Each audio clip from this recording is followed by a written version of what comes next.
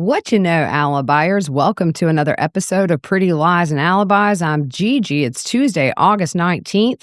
Hope you guys are having a good day so far. Before we get started, if you're not subscribed on YouTube, hit that subscribe button, like the video, and if you want notifications of when I post new content, you can ring my bell by clicking that little bell icon. It'll let you know when something new pops up or if I go live. I'm currently streaming jury selection, which is the corner of the courtroom at this point, really just a place for everybody to come chit chat. So join us over there. It's on the YouTube page under the live tab. On this episode, I thought what I would do is read these emails that Donna sent to Wendi during the divorce proceedings just to show her motive as to why she might want Dan Markel killed, among many others. The first email is Friday, May 3rd, 2013 at 6:18 p.m. The subject is information regarding his memorandum of law email. Dear Wendi, okay, just saw this email this morning. Obviously, his 23-page rant was insufficient, so he's trying to push the court to deny hearing your petition. Again, I'm not a lawyer. I don't know if to prevent any action, your attorney must respond or not. Only you and she know that. However, and she calls him by the derogatory name that they created for him, has made his divorce a full-time job to attempt to get what he's always gotten, his way. His job allows for lots of time for him to put into this project, and you know as well as I do that all the research he's done on different case law to prove his point is his research, not his attorney's. No matter who did it, he is quoting 13 cases to show why the court should basically throw out your petition. Is Kristen answering this? Does it require an answer to make sure that this is not seen by the court as ignoring his rights? I don't know. You need to find out. The most important part of your divorce is relocation. I sincerely hope your attorney understands that this is your non-negotiable. That is in all caps. Lots of things are negotiable. That's the one thing you cannot let her think, okay, well, if it doesn't happen, it doesn't happen. She needs to hear from you how serious you are about this and how it will benefit the children with a close-knit family support system, as well as your significantly better paying job with hours much more flexible than your current job, so that you can spend significantly more time with the children, which requires teaching hours, office hours, court appearances, meetings with med school people, and multiple trips away from home. Those trips need to be coordinated with a very angry man who will not be cooperative with you in this regard. For example, this past weekend, you had your annual conference for, and it's blank. At the same time, his regular NYU crap was taking place. He didn't say, I go to NYU every month, and this is your annual meeting. I'll stay with the children and you go. Of course not. Danny thinks he's a very important person, and as always, he and his needs come first. This next part is underlined, so without your parents as backup, one of you would have had to have stayed home with the children.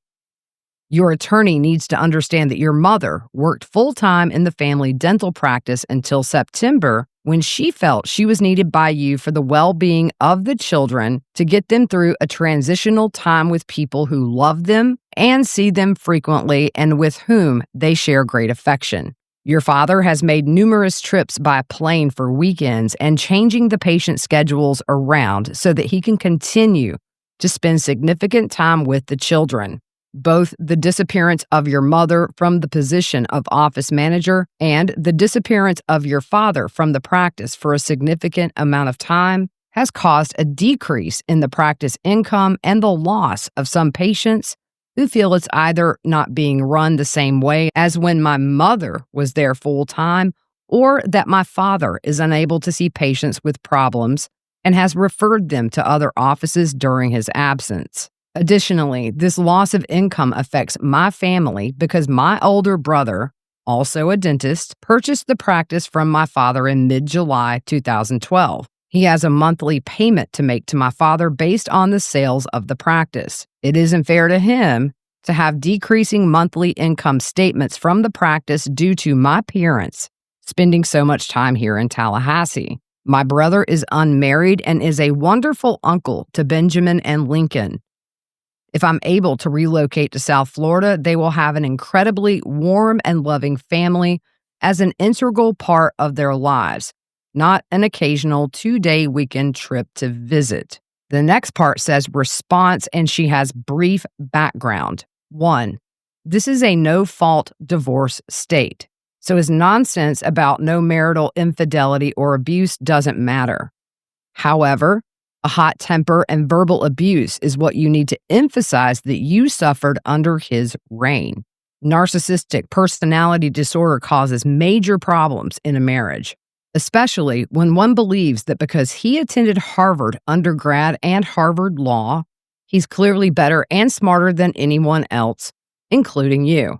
She puts in parentheses here, only an idiot like him would write that he should be the only one consulted for making decisions regarding the health, education, and religion of his children. Clearly, no one, including you, is as smart as he is in those regards. That's where the parentheses ends. The money you moved into an account for you was exactly half to the penny of the joint account, which is marital assets. The furniture you took was the bare minimum: a bed for you to sleep on from the guest bedroom, one nightstand, and your dresser.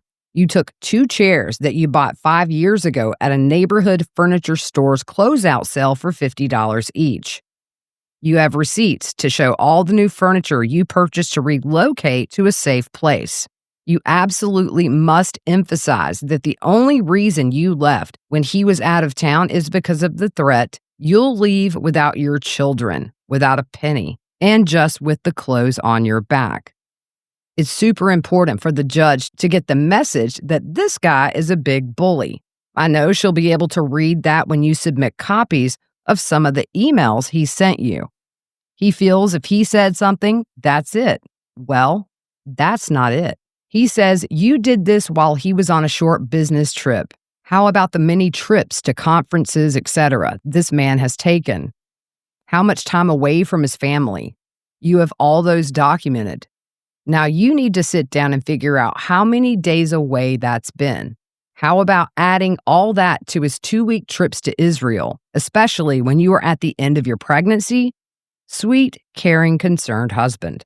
He talks about not knowing where the children were. She puts in parentheses incorrect address for the first 6 weeks. Let the court know that although he was never particularly interested in the children prior to the divorce, he was advised to keep a diary and make sure that he shows his interest now. You arranged to meet him the very next day with Alan and Lynn Grossman, mutual friends, and the children at a local yogurt shop so that he could see the children were fine.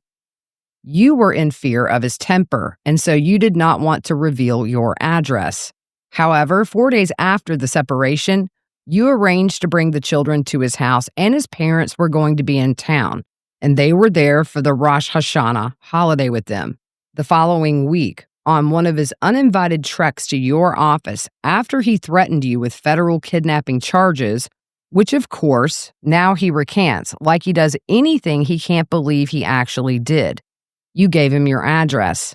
That was 1 week after separation, not 6 weeks. He says you took non-marital assets. What? He says the children were 3 and 1 at the time this took place. Ben was 3 and Lincoln was 23 months, 1 month before his 2nd birthday. Newsflash, Donna, still 1. He talks about you're both being well-paid professors with stable jobs. Yours is not a tenure track job, and with the economy as it is, there is no guarantee it will be there in the future. His trash-talking you to various faculty members about your mental instability has also poisoned your work environment, making it extremely difficult for you to continue to function there in the same way as you previously did. Your job also pays you half of what his job pays. So on your own, it's not feasible to continue to live even in the home you are currently renting. You have borrowed a considerable amount of money from your parents and must repay it for furniture, legal fees, moving expenses, etc. My parents have paid all grocery bills up to this point, for which I will also have to reimburse them. I do not want to dip into the money from our marital account, as that will go towards supporting my children and their future. According to, and she uses the derogatory name, the relocation must show that the current arrangement for the children is deficient from the perspective of the children, and that relocation would advance their interests. This is something we have reviewed numerous times in other papers, Wendi. Review all that we've put together in this regard rather than have me repeat it. Obviously, the number one reason is significantly more income for you in a job that will also give you significantly more time with the children. For children at this tender age, nothing is more important than spending quality time with them, which your current job does not permit. The financial freedom which will accompany this job will allow you to provide educational and outside activities and lessons for the boys that would not be affordable under your current salary.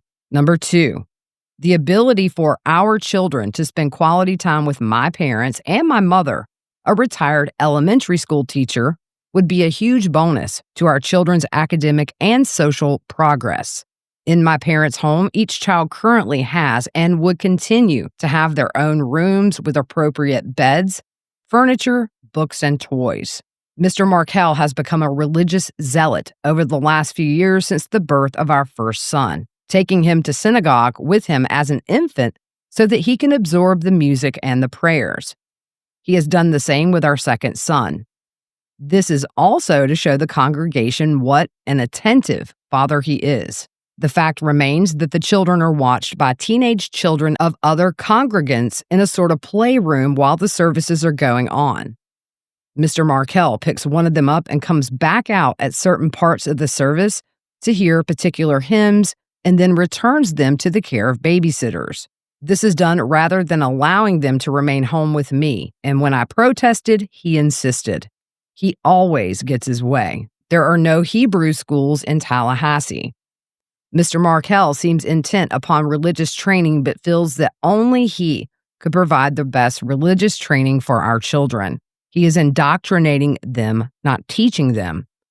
If he truly cared about a religious school for them, then clearly one of the 37 Hebrew day schools in Dade, Broward, and Palm Beach County would be a better choice for our boys.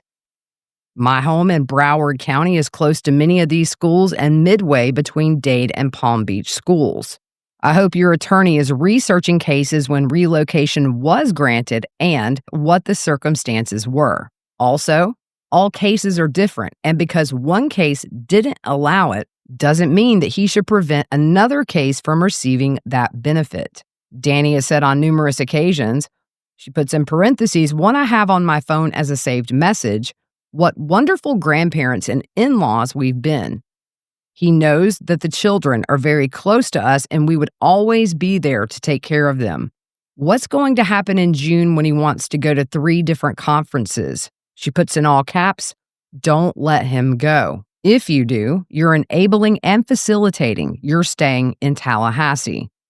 You'll be showing him that any time he has a meeting he wants to go to, that's fine. You'll watch the boys. That's the whole point of relocation for you and the children.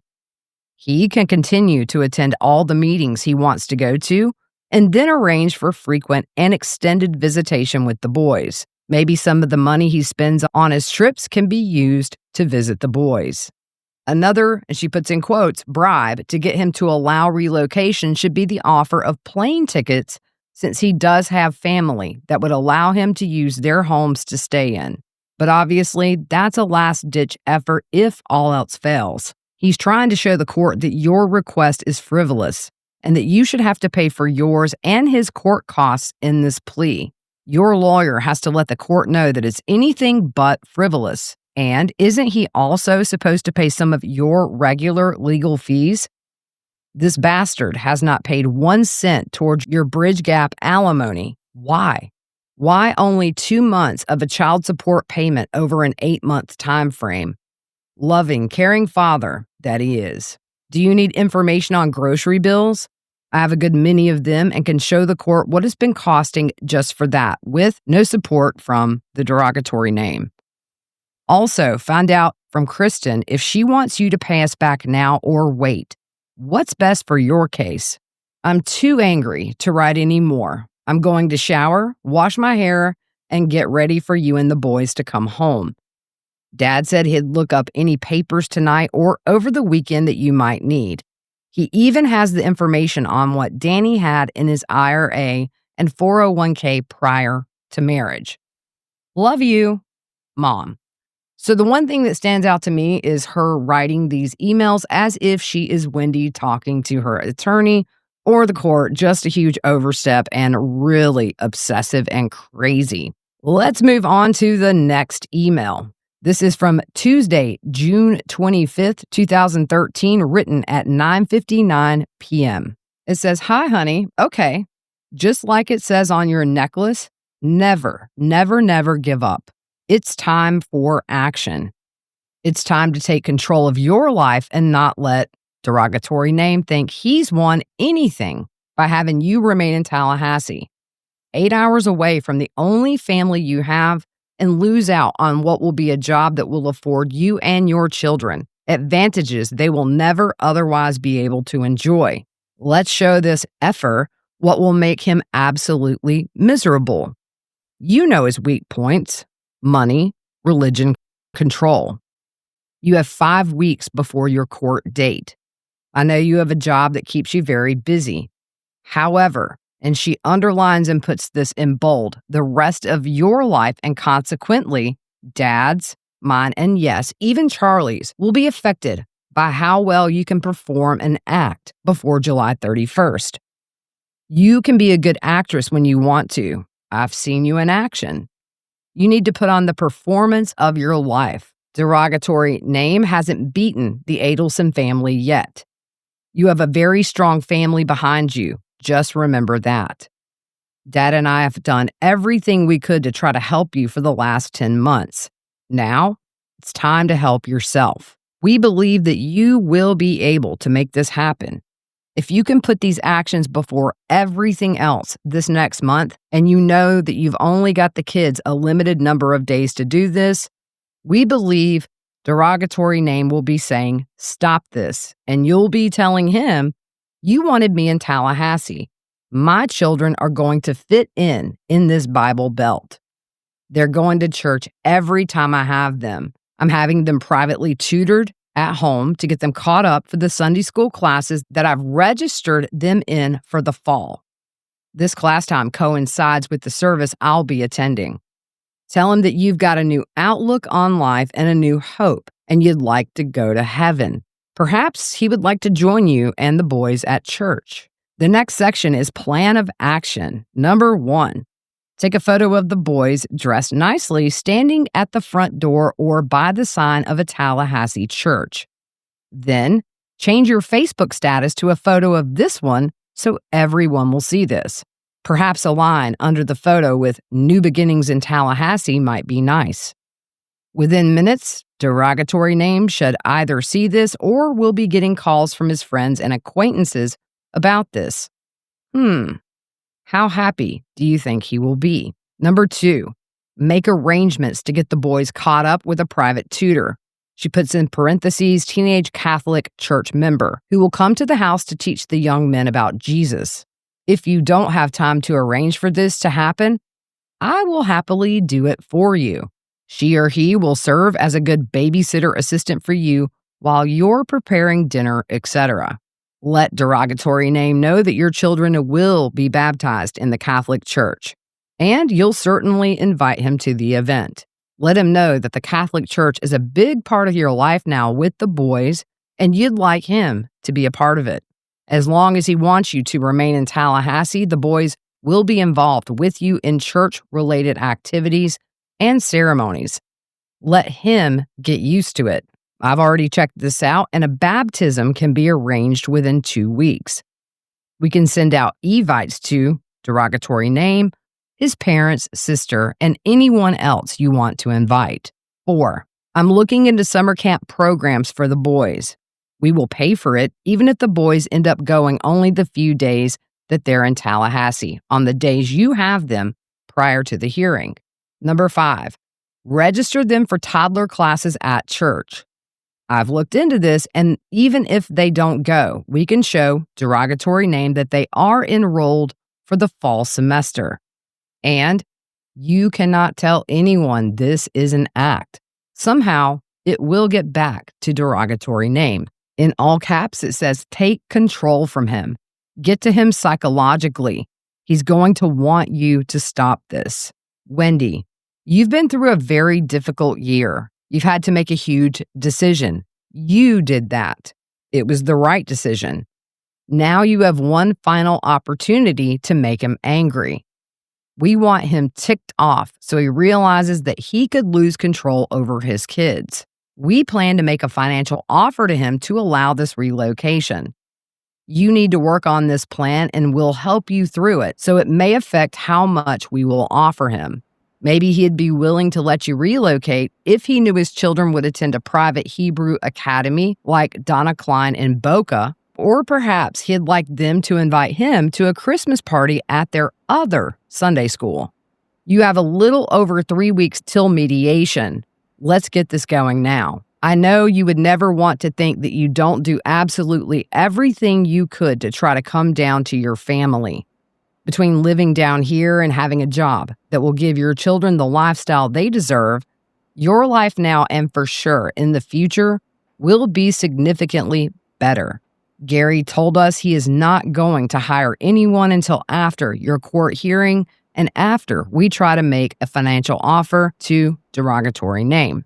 We don't want Danny to continue his religious influence over these children any more than what he's already done. If he keeps this up, they won't want to eat in your non-kosher home. And if they see you don't want to attend their shul functions, you'll be the outsider. As they get older and more involved under derogatory name's religious influence, they will be able to request which parent they want to live with.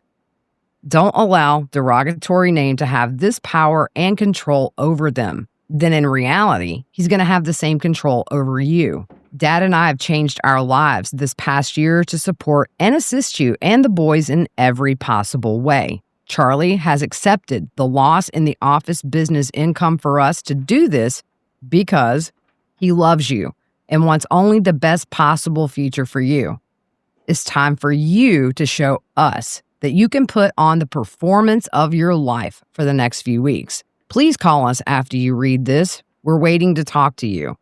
If you have any other ideas to make a last chance for relocation happen, please let us know. We send this letter with our love and only the best intentions, Mom and Dad. The next email, Thursday, June 27th, 2013. This was sent at 1:22 p.m. Dear Wendi, since neither one of us feels up to talking, let me share with you what we're all feeling as far as your response. When I wrote to you this morning, we felt that you had reasonable thoughts as to what the judge might do or say or think regarding the charade we had hoped you would participate in. However, the more we think about that, we begin to realize that you and we have no idea what this judge will do or say or think. We would have thought after paying an attorney $600 per hour for 10 months, she would take an hour and a half of testimony, not even bothering to call derogatory name to the stand, and decide that family support for very young children evidently means nothing, and a job that pays 10 times what your unsecured, untenured, and dependent upon state budget cuts job pays in Tallahassee will be just fine for you and your children. Does she care that after expenses you'll save next to nothing at the end of a year? Does she care that very little, if any, will be put away for the children for their current and future education? Does she care that extracurricular activities, sports, trips, eating out in restaurants will always be a financial challenge for you to provide for the boys? Clearly, she did not take into consideration the future earning potential and benefit for your children. She didn't care that there's no backup support system when one of your preschoolers is sick. All she cared about was if the father hasn't been pulling out their toenails, you should give up any financial betterment for you and your children and raise them in a better place that you agreed to go to because derogatory name only had FSU as a job offer. Of course, as a graduate of FSU Law School and a native of Tallahassee, she sees nothing wrong with living there. Obviously, as a native of South Florida, you know better. Our point is, it's obvious that you and Kristen haven't figured out the judge so far. So we're both shocked at the rapid decision based on nothing that was presented. So how do you think at this point you can figure out what the judge will say regarding your decision to introduce Christianity into the boys' lives? People go to prison and change their religion all the time. People go through difficult times and find Jesus. Jesus was Jewish. He had positive teachings. He gives people hope. And best of all, you get to go to heaven in the end. Sounds good to me. Obviously, it will sound good to Judge Hobbs. She goes to church. There were multiple donations from her church pastors and ministers on her financial contributions website. She's a Southern Black lady. How do you know it won't be music to her ears to hear this? The next section, some possible options on Judge Hobbs' decision regarding Jewish holidays with the boys. As far as losing the children on the Jewish holidays, there are a couple of alternatives to this. First of all, it may happen, but unlikely. He's entitled to half the holidays and alternating those holidays each year with you. You may be interested in the teachings of Jesus because derogatory name has certainly ruined being Jewish for you in the extreme way he practices it. However, if the judge questions how much of the Jewish holiday you can have, you explain that your parents and brother are Jewish and they will be coming to Tallahassee to spend those holidays or the half that you're entitled to, or perhaps even the 60% you're entitled to with the boys. Secondly, what if by some crazy stance the judge says, okay, derogatory name can have all the Jewish holidays. Then, if our bribe doesn't work, you tell him during the school year that you'll take the kids out of Sunday school at church and cancel their upcoming baptism if he shares those dates with you. If not, keep them there. Third, since there is a separation of church and state, she will just go by whatever schedule you are given and tell you to work out any holiday arrangements between yourselves. Who declares which are legitimate holidays and which aren't? Shimini Atzeret? Obviously, the court isn't out to help you. It's clear since Judge Hobbs' last ruling that says she could care less about anything you had to say in your behalf. She puts in bold, you need to help yourself.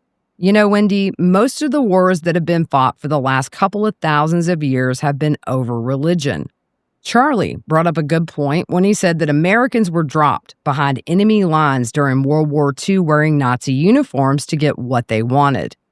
They had a job to get done, and they did what they needed to do to accomplish it. She puts in bold, you have a job to get done in a very short time frame to accomplish it.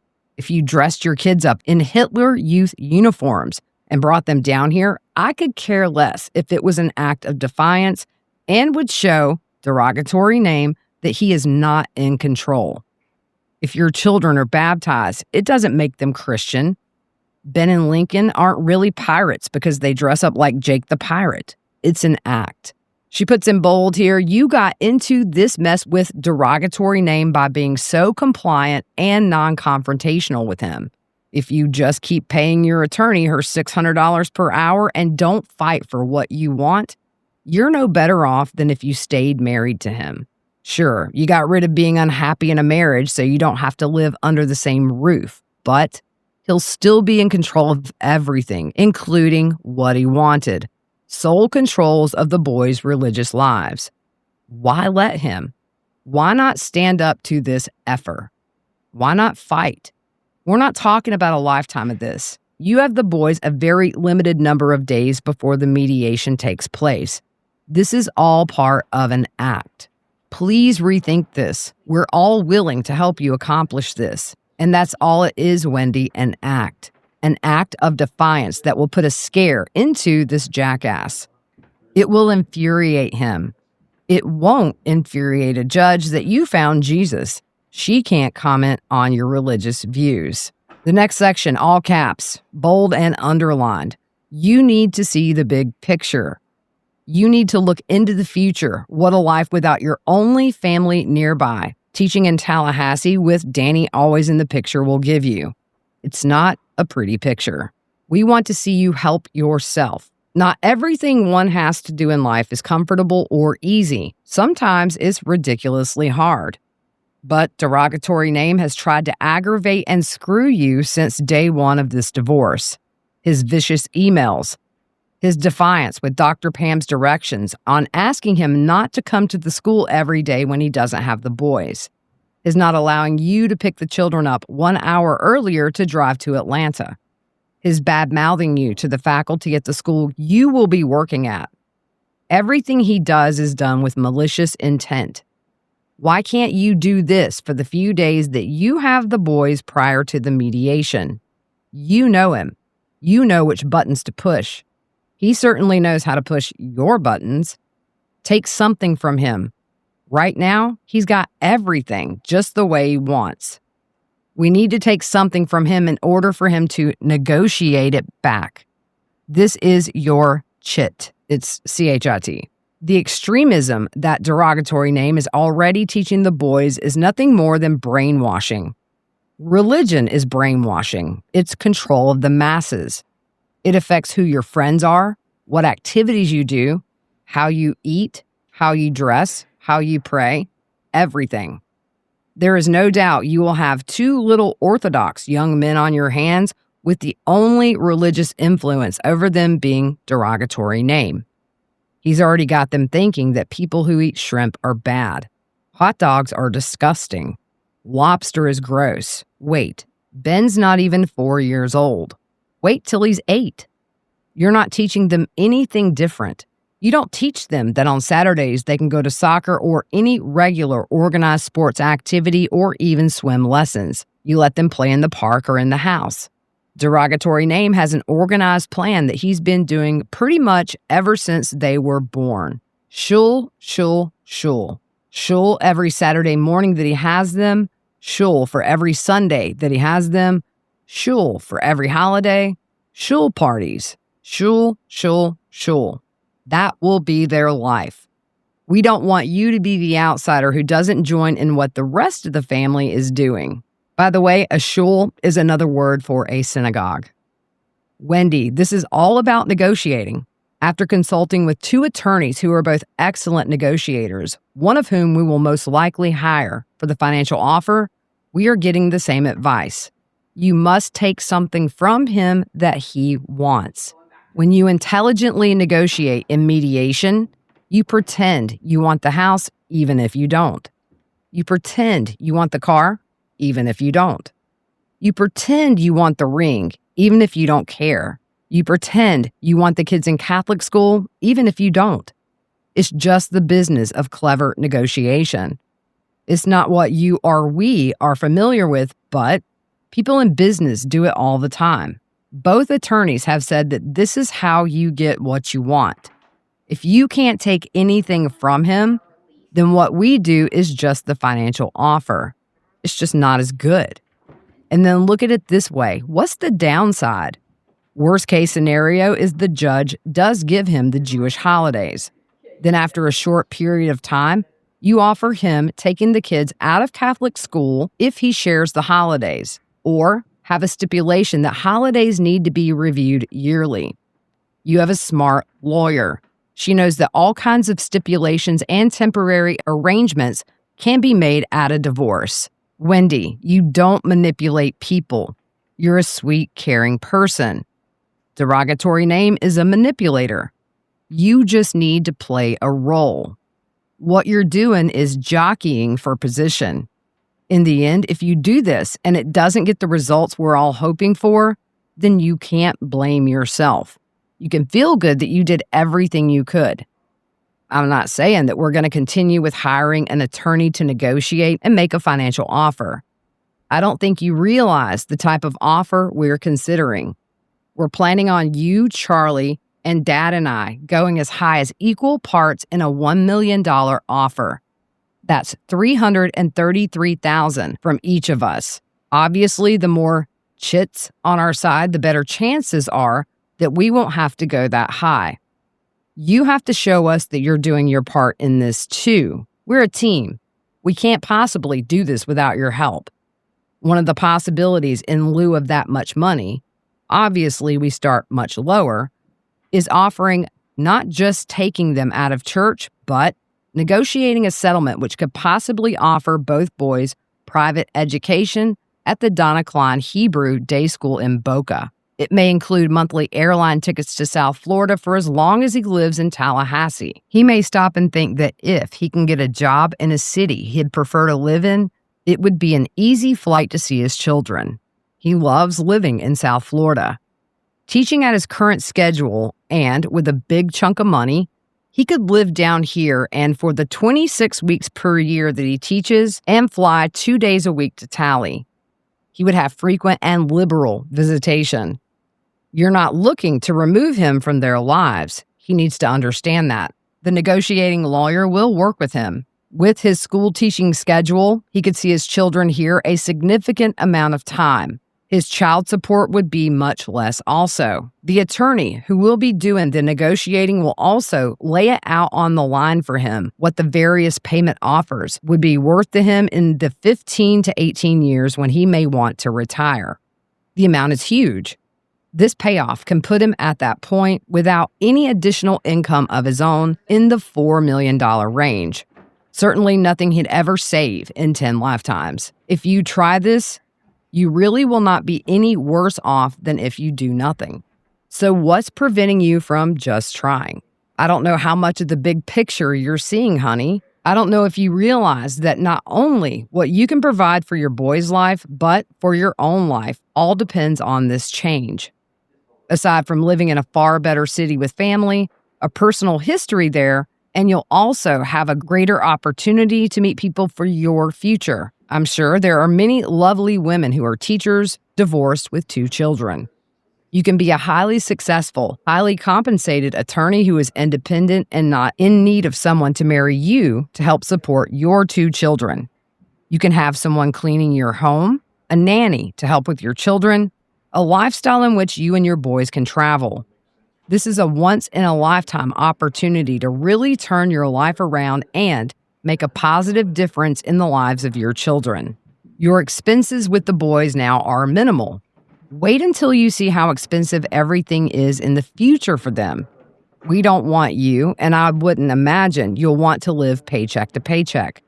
Teenagers eat more than the yogurt these boys eat now. Everyone has a price. Now is the time to start.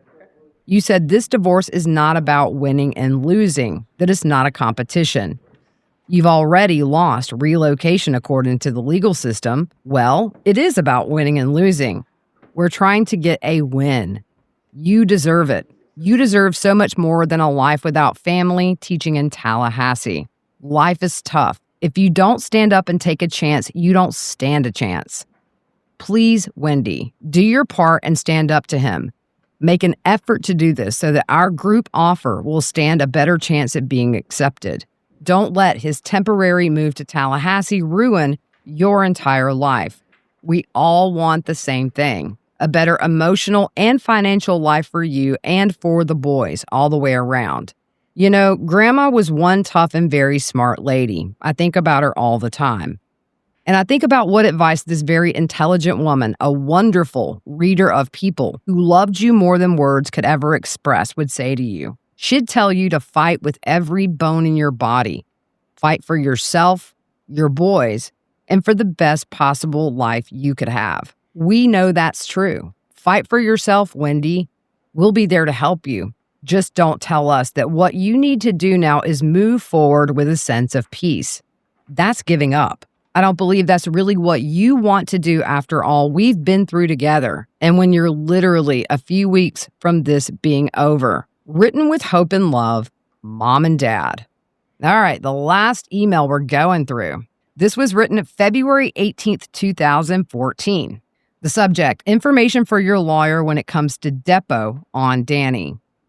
Honey, okay, your attorney must depo Elvis to see if any of the retirement accounts that Elvis has ever had a check written from them during the course of your marriage, if any of them were funded through any joint assets, like your mutual Schwab account, or in any way passed through joint financial accounts, then you are entitled to a portion of those accounts. even if nothing was ever done improperly on these accounts, and he has some very large retirement accounts, let's aggravate him the way he's trying to aggravate you and make him do the research and show statements from every month, from the date of your marriage to the date of the filing of the divorce. You need to see whatever he deposited into those accounts, where the money came from. It's very possible some of it came from your joint Schwab account, and then he's up Poops Creek. Why shouldn't he have to do this? It's what I mentioned to Kristen in court yesterday, and she nodded her head. Now she needs to do something about it. It just seems ridiculous for him to be able to depot you, but for you and Kristen not to give him the same crap he's pulling on you. It's time to give it to him. Also, what can your attorney do to be proactive to give him some grief? It seems like you're always on the defensive, but I don't see her doing anything offensive. I was really surprised that you didn't speak with her prior to meeting her in court. Can't you meet with her and work out a plan of attack or some sort of strategizing so you know what you're up against and what else he can do? When is there an end to the litigation and waste of the court's time and your financial obligation to your attorney? It's really important to get the parenting coordinator to either testify or be brought to deposition, perhaps by your attorney, so that we can get her to request that Elvis be court-ordered for psychological testing. And if he's this off, perhaps he should not be permitted to take the children out of the country. What happened with the dean? Any help, or do you need to proceed to the provost? Something has to be done with this a-hole. Call us if you feel up to it tonight.